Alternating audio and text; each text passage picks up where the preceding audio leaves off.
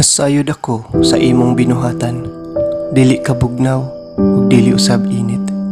Gusto ko unta nga bugnaw ka na lang, gayud o init ba hinuon.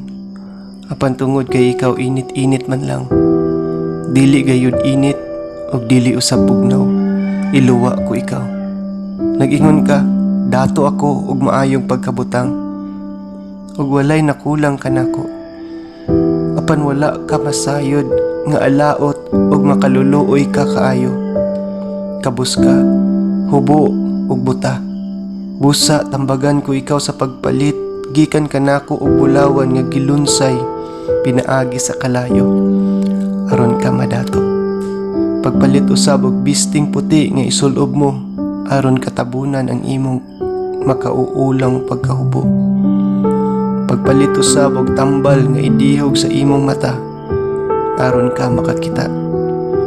Gibadlong o gikastigo nako ang tanan nga akong gihigugma.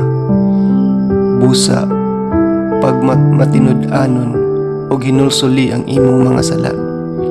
Nagtindog ako sa pultahan og nagtuktok kun may makadungog sa akong tingog og moabli sa pultahan. Musulod ako sa iyang balay og makigsalo kaniya og mukaon siya uban kanako. Ang mudaog patuparon ko paglingkod sa akong trono, ingon nga gipalingkod ako tupad sa amahan.